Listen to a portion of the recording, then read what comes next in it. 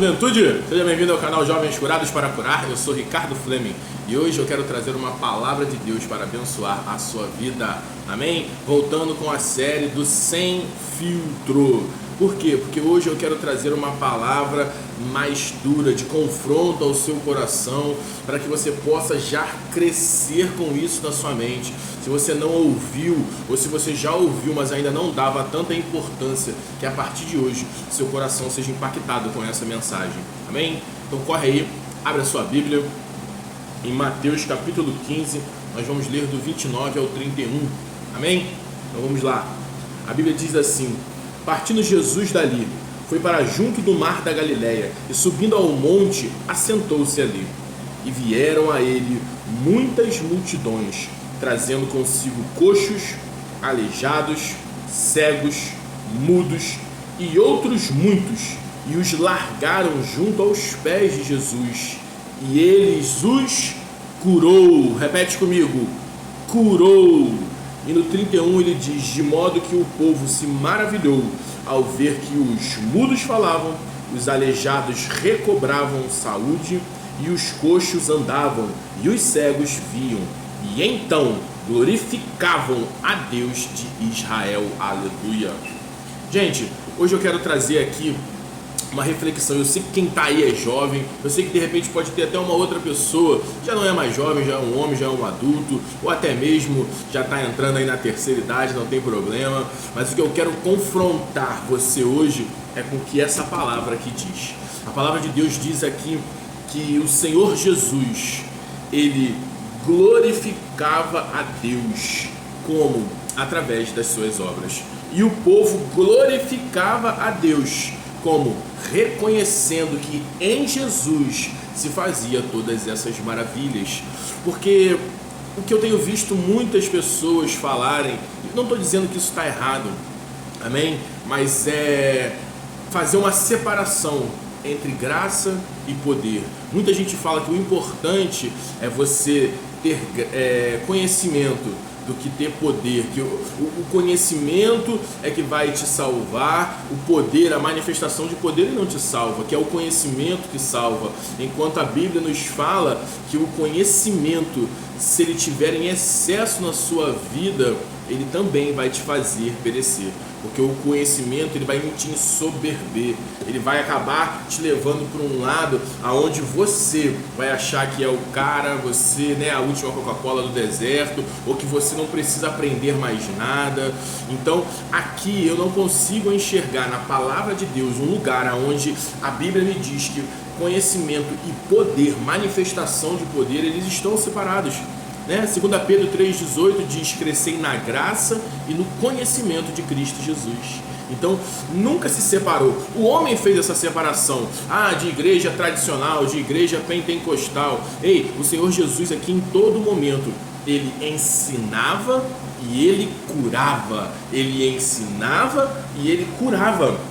A gente vê que era todo, você pegando, a gente tem lido aqui o livro de Mateus, a gente tem visto que Jesus assentando-se para ensinar, e Jesus subindo ao monte começou a ensinar, e Jesus entrando num barco, afastou-se da margem e começou a ensinar, e em seguida a Bíblia diz que Jesus fez multiplicação de peixe, de pão, curou cego, enfermo, coxo, ressuscitou os mortos. Então isso, meu amigo, está tudo conectado. E eu te pergunto, se isso tudo está conectado, por que eu e você não vivemos essas verdades? Por que eu e você ainda não estamos entrando nesse outro nível sobrenatural? Porque conhecimento da palavra também é um nível sobrenatural. Você ter intimidade com Deus ao ponto de você entender essas verdades aqui, eu quero te dizer que isso é espiritual. Porque se você não tiver o Espírito Santo dentro de você, trazendo a revelação, a profundidade dessa palavra, isso aqui vai ser uma leitura chata, comum, e por mais que você se esforce, de repente só vai ser um grande conhecimento, porque como tem muita gente aí que tem grande conhecimento sobre a Bíblia, mas não tem revelação nenhuma sobre ela, então não consegue entender essas verdades espirituais. Assim também você tem que ter esse nível de intimidade com o poder do Senhor, porque o livro de Tiago ele faz um confronto aqui muito grande com os seus irmãos. Ele diz assim, você tem obra? Então me mostra as tuas obras que eu te mostro a minha fé. Por quê? Porque ele também diz que você tem fé, então cadê as suas obras? Me mostra as suas obras. Porque elas não andam separadas. Isso quer ver? Vamos ler aqui só para a gente ficar mais para a gente mostrar direitinho isso aqui, ó. Amém? Tiago, cadê? Tiago, capítulo 2, versículo 17. Ele vai dizer assim, ó: assim também a fé, se não tiver obras por si só, está morta. E no 18 ele diz: mas alguém vai dizer, tu tem fé? Eu tenho obras. E ele diz: mostra-me essa tua fé sem obras, que eu com as obras te mostrarei a minha fé. Crê tu que Deus é um só? Faz bem, até os demônios creem. Então o que Tiago está dizendo aqui? Se você está acreditando muito que a sua obra, é isso, é aquilo, outro que eu estou fazendo para Jesus, mas você não tem fé, meu amigo, isso não está adiantando de nada. Por quê? Porque até os demônios creem e tremem diante do Senhor. Por quê? Porque essa é uma verdade espiritual, algo que você tem que entender aqui hoje. Jesus, ele disse que eu e você faríamos obras iguais e até maiores do que ele fez.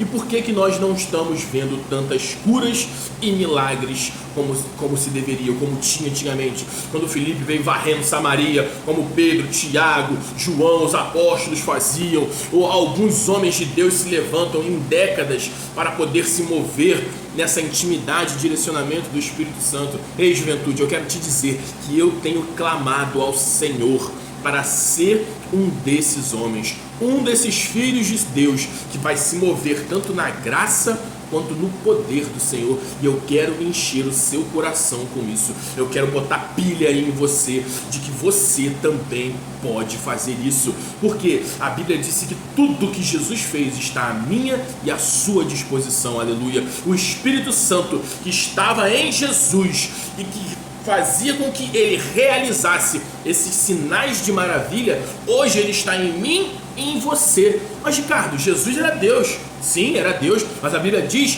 lá em Filipenses que ele, abrindo mão dos seus atributos divinos, amém? Então Jesus, ele veio para a terra como um ser humano, mas na sua essência ele ainda era Deus, amém? A Bíblia diz Emanuel, Deus conosco. Amém? Então Jesus, ele era Deus em essência, mas em carne ele era tanto homem quanto eu e você.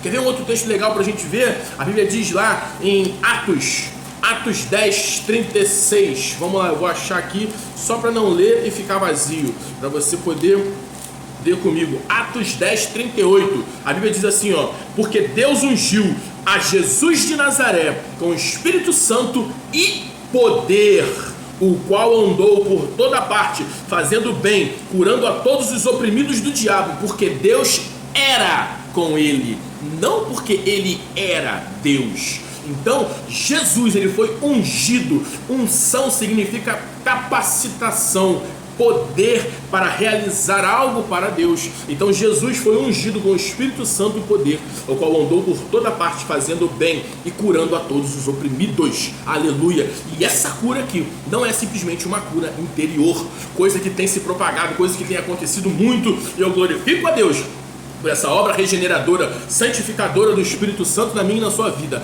Mas eu não tenho me conformado e eu tenho clamado: Senhor, eu quero de volta as manifestações de poder, eu quero os sinais de cura, os sinais de maravilha, o dom de poder. Por quê? Porque isso está à minha e à sua disposição, crente. A Bíblia diz lá em Efésios 4:3 que Jesus, ele deixou os dons para a humanidade. Vamos ler de novo, vamos ler.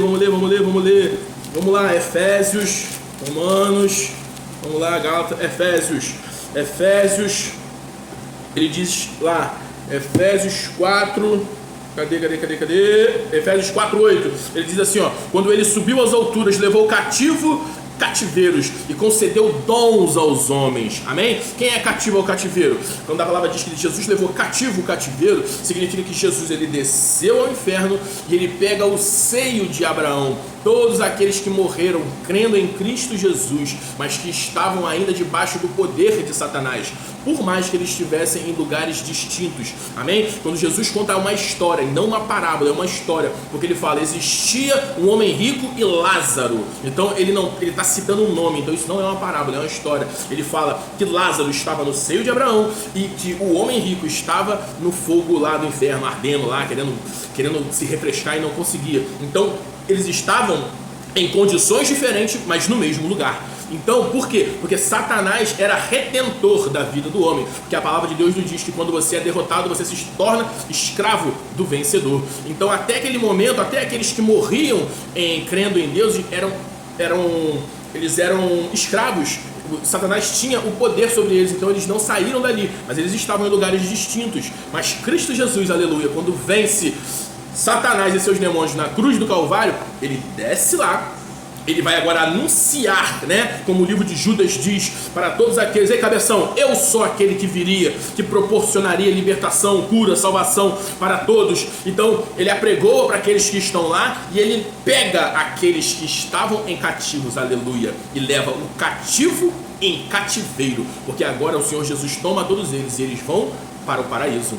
Aleluia. Então, depois dessa passagem, a Bíblia diz, ora, que quer dizer subiu, se não também havia descido até as regiões inferiores da terra? E a palavra de Deus diz no 10, aquele que desceu também é o mesmo que subiu acima de todos os céus para encher todas as coisas. E no 11 ele diz, e ele mesmo concedeu uns para apóstolos, profetas, evangelistas, pastores e mestres. O que são isso? Isso são os 5 ministérios, aleluia, os 5 ministérios que até hoje funcionam. Ricardo, mas até hoje esses ministérios, o ministério do apóstolo, do profeta, isso é para hoje? Vamos acabar de ler? Ele vai dizer então assim, ó, no 12, com vista ao aperfeiçoamento dos santos, para o desempenho do seu serviço, para a edificação do corpo de Cristo. E no 13 ele diz, até que, quem é que lembra do até que aí? Prazo de validade. Todos cheguemos à unidade da fé, do pleno conhecimento do Filho de Deus, à perfeita varonilidade, à medida da estatura, da plenitude de Cristo Jesus. E eu te pergunto, você já chegou nessa medida da perfeitura, da plenitude de Cristo Jesus? Você já é um corpo glorificado, homem, mulher de Deus? Então, se você ainda não chegou nessa medida de varão perfeito, os ministérios ainda estão valendo. Não sou eu que estou dizendo, é a palavra de Deus que está nos mostrando que Deus deu esses 5 ministérios até que nós cheguemos à plenitude de Cristo Jesus. Quando a gente chega na plenitude de Cristo Jesus, então realmente não serve mais esses ministérios. Amém? Então aqui o Senhor, ele deixa ministérios para quê? Para que o homem seja preparado, capacitado, como a Bíblia diz, para aperfeiçoar a igreja. Por quê? Porque assim como o Senhor Jesus deixou os ministérios, se você correr comigo hoje lá, vamos lá, hoje vamos ler Bíblia. Lá em 1 Coríntios 12, a Bíblia vai dizer, amém? Acerca dos dons espirituais. E a Bíblia diz que, vamos ser rápido aqui, ele diz no 4, ora, os dons são diversos, mas o Espírito é o mesmo. Há também diversidade no serviço, mas o Senhor é o mesmo. A diversidade nas realizações, mas o Deus que opera tudo é o mesmo. E ele continua dizendo, a manifestação do Espírito é concedida a cada um visando a um fim proveitoso. E ele vai dizer no 9, a outro o mesmo, o Espírito da fé, e o outro o mesmo, o Espírito de dons de cura, operação de milagres, discernimento de espírito, variedade de língua, capacitação para interpretá-las, profecia. E aqui ele vai falando sobre os 9 dons do Espírito Santo, amém? Palavra de conhecimento, palavra de sabedoria, discernimento de espírito, dom da fé, dom de cura, operação de milagres, profecia, variedade de línguas e interpretação de línguas, aleluia. 9 dons do Espírito Santo que ainda estão valendo. Valendo até quando, Ricardo? Até que cheguemos à plenitude do dom, à plenitude de Cristo Jesus. Então, se eu e você ainda temos uma natureza carnal que se inclina para o pecado, meu amigo, esse tempo ainda vale, esses dons ainda valem, assim como em Gálatas 5:22 também vai falar sobre os 9 frutos do Espírito Santo, então também vale até hoje. Ricardo, quais são os frutos do Espírito Santo? Vamos lá, crente, vamos ler os frutos do Espírito Santo. Ele diz assim, Gálatas 22, Mas os frutos do Espírito é amor, alegria, paz, longanimidade, benignidade, bondade, fidelidade, mansidão, domínio próprio. Aleluia! Esses são os 9 frutos do Espírito Santo. Agora entende comigo, o fruto é uma obra em você. Aleluia! É uma transformação na sua vida. E a manifestação dos dons do Espírito Santo é uma obra através de você para abençoar outra pessoa. Porque os frutos do Espírito Santo, os dons do Espírito Santo, eles não são para te beneficiar. Estou com uma dor aqui na coluna, em nome de Jesus seja curado. Não, não é isso. Os dons do Espírito Santo são para que você possa aperfeiçoar a igreja, para que você possa abençoar outra pessoa. Amém? Então você precisa fazer esse entendimento de que esses dons ainda existem, ainda são para hoje. Se você tem o Espírito Santo dentro de você, eu quero que a partir de hoje você comece a crer nessas verdades, comece a desejar, que seu coração a partir de agora comece a clamar, dizendo que você também vai fazer essas obras que Jesus fez. Você vai curar, você vai libertar, você vai ressuscitar o morto, você vai curar os coxos, os aleijados, os surdos ouvirão, os cegos voltarão a enxergar, os mudos falarão, aleluia, as doenças não ficarão na vida de pessoas que estão sendo oprimidas, porque Deus também te ungiu, crente, com o Espírito Santo, para que você possa fazer aquilo que Jesus fez no livro de Atos, que nós já lemos aqui, aleluia. Ele diz, porque vou parafrasear aqui, amém? Porque Deus ungiu a juventude com o Espírito Santo e com poder, o qual vai andar por toda parte, fazendo bem, curando a todos os oprimidos do diabo, porque Deus, Ele é contigo, juventude, aleluia, porque o Espírito Santo, ele habita dentro de você, e vai ser esse Espírito Santo que vai te capacitar para que você possa realizar esses sinais e esses poderes. Mas para quê, Ricardo? Para que meu ego inflame, para que todo mundo agora me conheça como aquele que cura, aquele que liberta, aquele que move poder? Não, cabeção. Para que você possa glorificar o nome do Senhor. Não faça isso da forma errada, que o seu coração se encha da forma correta, porque senão no final daquele dia você vai ouvir aquela frase: apartai-vos de mim, você que pratica a iniquidade. Mas você vai falar: Senhor, eu curei, eu libertei, eu salvei, e agora eu vou para o inferno? Vai, porque você não foi obediente a mim, você deixou com que essas coisas teu coração fosse tomado por desejos ruins, por práticas ruins. Então eu quero que você entenda que o poder de Deus, ele veio para você abençoar outra pessoa, mas que para isso aconteça e para que você tenha a vida eterna, aleluia, que é o centro da nossa vida, você precisa ter comunhão, intimidade com a palavra. Você precisa ser um jovem cheio da palavra e cheio do poder. Então a minha oração é que Deus levante uma geração de jovens, um exército que vão levar uma pregação do evangelho integral, mas que também vão manifestar as suas credenciais, as credenciais de Deus sobre essa terra, se movendo embaixo de poder, de curas, milagres. Amém? Aleluia. Eu profetizo isso, juventude. Vocês vão ser uma geração que vai varrer essa terra, que vai poder anunciar o evangelho e mostrar através da sua vida que Deus e Jesus é contigo, e o povo vai glorificar, como a palavra de Deus nos mostrou lá em Mateus, que o povo vai glorificar a Deus através da sua vida, porque vai falar assim, ó, verdadeiramente esse jovem, essa jovem é um homem, é uma mulher de Deus. Por quê? Porque ele prega o evangelho e os sinais acompanham ele, aleluia. Porque Paulo disse: eu não vim aqui com palavras persuasivas para poder convencer vocês, mas sim com manifestação de poder. Então o que Paulo está dizendo? Eu não vim aqui simplesmente com blá blá blá blá blá para vocês crerem. Eu vim aqui, eu anunciei a verdade, e para confirmar a verdade, os sinais de Cristo me seguem. E é isso que eu profetizo sobre a sua vida, juventude, para que o seu coração desperte, para que você se torne mais desejoso para que essas verdades aconteçam na sua vida. O Espírito Santo, ele clama para que você possa tomar posse, né? Se a gente falar em Romanos 8, isso é poderoso para a gente estar fechando aqui, ó. Olha o que Romanos 8 diz: que a ardente expectativa da criação aguarde a manifestação dos filhos de Deus. E é essa manifestação que a terra, as plantas, o mar, os rios, aguardam, ardente expectativa da criação. Quem é a expectação quem é a ardente expectativa? É a terra está aguardando a minha e a sua manifestação com palavras, com poder, porque o Senhor Jesus disse que se você com fé mandar que esse monte saia daqui e vá para lá, ele vai. Se você com autoridade declarar, tudo vai acontecer. Então, a partir de hoje, que seu coração se encha, juventude, com essa fé, para que você possa se apoderar dessas verdades. E assim como Cristo Jesus anunciava o Evangelho e também curava a todos aqueles que vinham até ele, eu profetizo que será assim na sua vida. Você anunciará o Evangelho e os sinais de Cristo te seguirão. Amém? Glória a Jesus.